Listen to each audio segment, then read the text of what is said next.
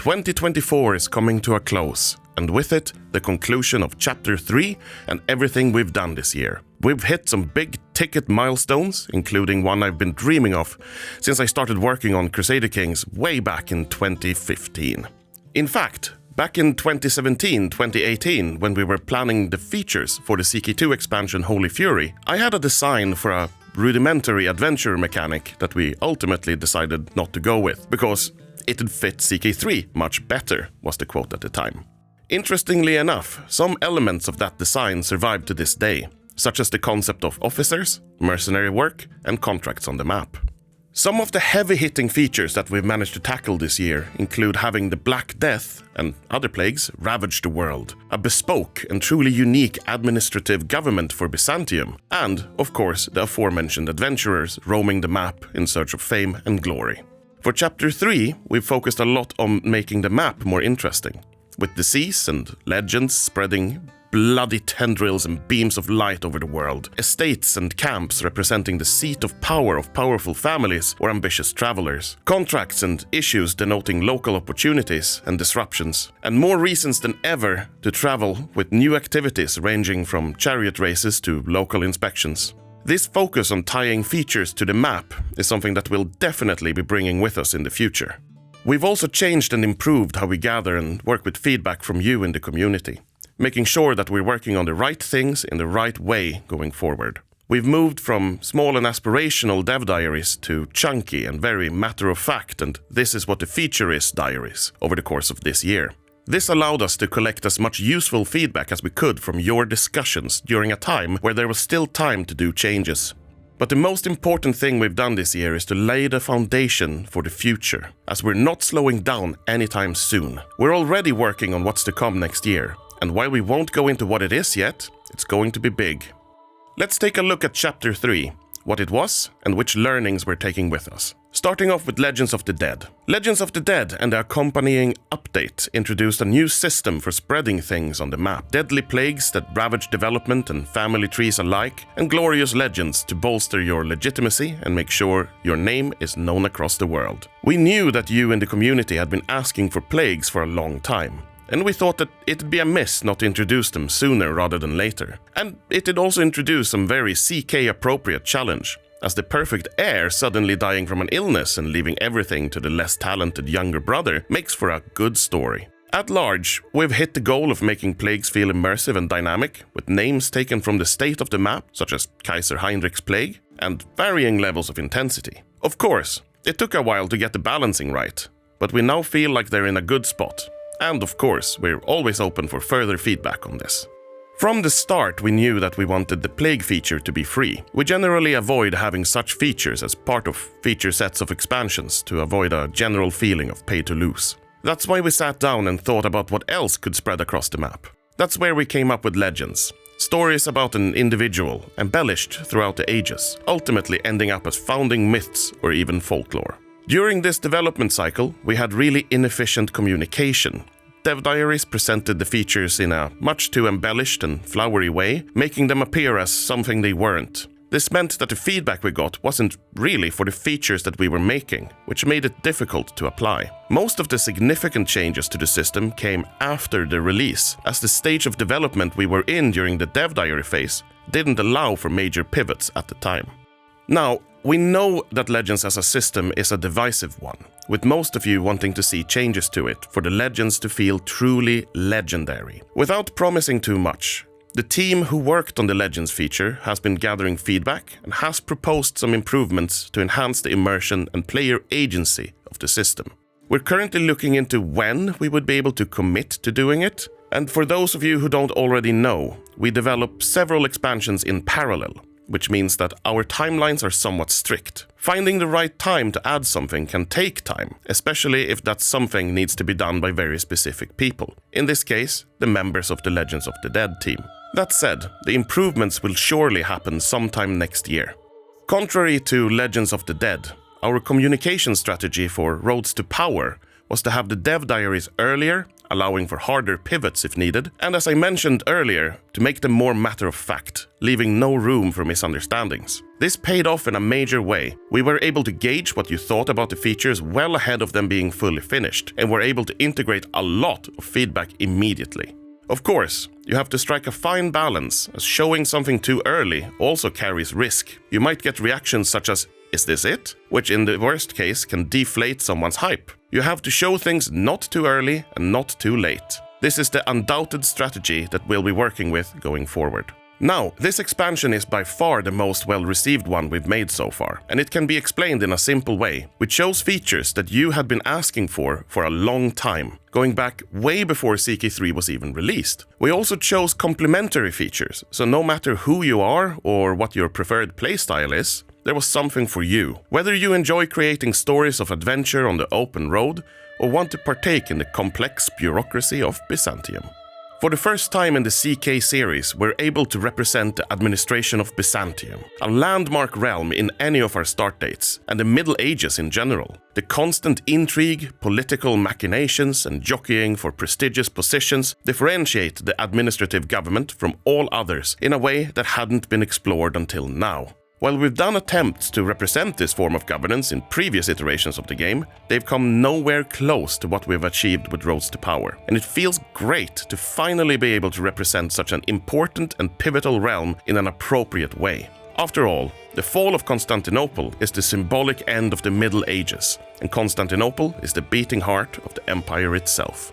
Another first is having adventurers roam the map in search of fame, gold, or revenge. Synergizing fantastically with the travel system introduced last year, these characters, unburdened by landholding, are free to go where they please, presuming they have the resources to do so. Whether you're playing a displaced noble, a historical adventurer like El Cid, or an adventurer of your own making, you are sure to make a name for yourself in one way or another, be it by conquest, mercenary work, or king-making. One of my favorite aspects of this feature is that you can now create your own ruler-designed character without having to displace a real-life historical character, something that never sat right with me personally.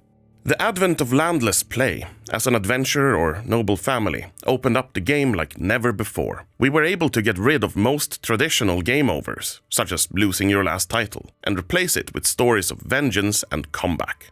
We were able to truly represent the governance of a state as complex as Byzantium, where most of the power didn't come from enforcing a hereditary succession of land, but from political influence held by powerful families located in the Jewel of Cities herself. Not to say that this opens limitless possibilities for the future. Wandering nobles also synergized heavily with the travel system, giving primarily landed rulers many new reasons to leave their capitals and set out on the road. This is the first time we've released a new lifestyle, but it'll hopefully not be the last. It's also a highly interactive lifestyle, with each tree unlocking a new activity for you to undertake, be it active de-stressing via hikes, bolstering your domain with inspections, or increasing your skills by exploring distant monuments. An interesting tidbit from the development of this one is that because of our parallel development setup that I mentioned earlier, we realized mid-development, as the Roads to Power adventure feature started taking form, that we also wanted the lifestyle to work for adventurers, despite originally planning it only for landed rulers. This resulted in using the system for dynamically switching out perk bonuses from Roads to Power to make sure that we had interesting tie-ins that affected adventurer-specific mechanics also.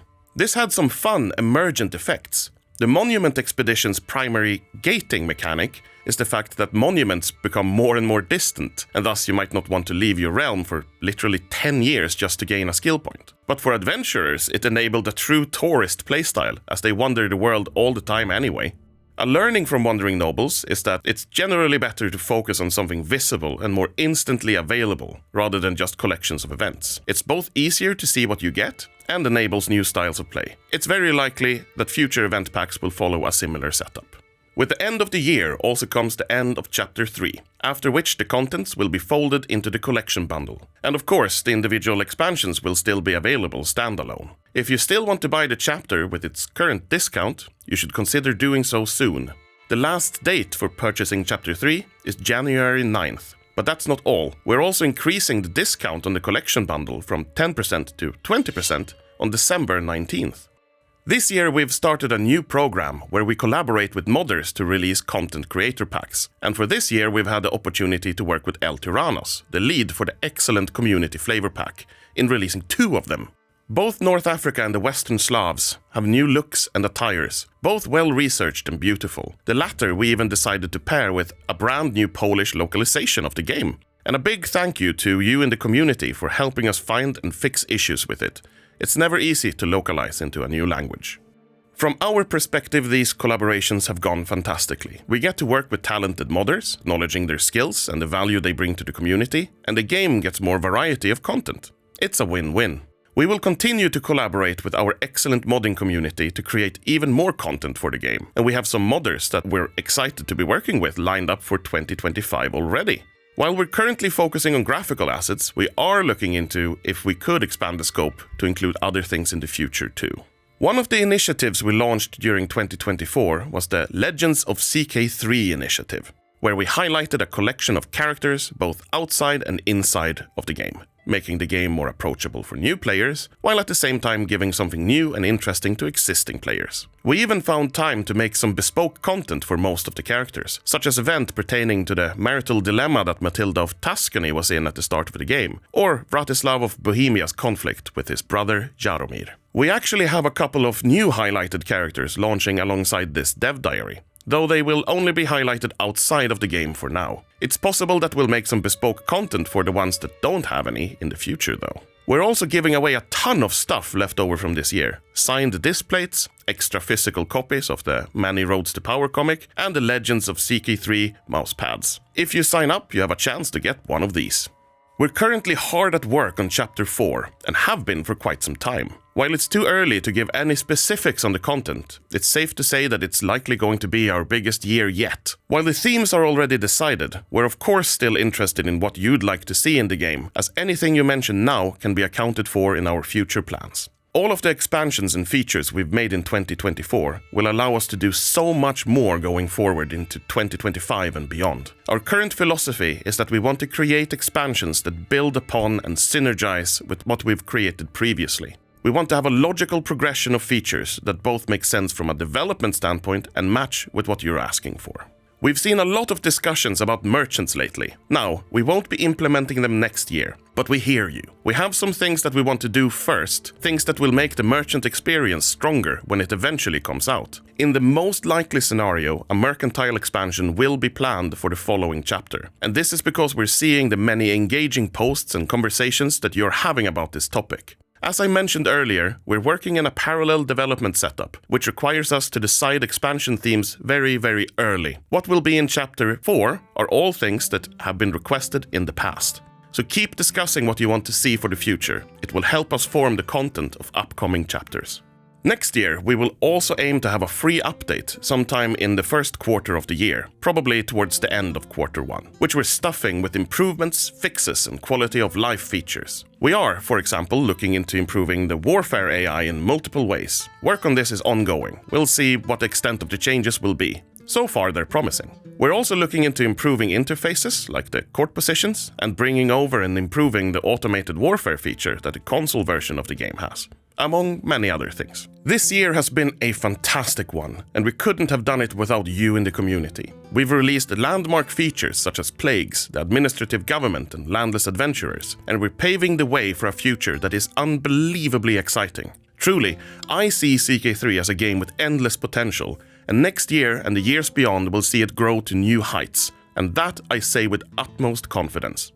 Once again, I'll invite you all to share your thoughts about the year and what you hope 2025 and beyond brings to the game. And do not worry, for even if what you wish for isn't what we're doing next, it might just be what we're working on after that. You expressing your wishes and desires is what make us able to plan for the future.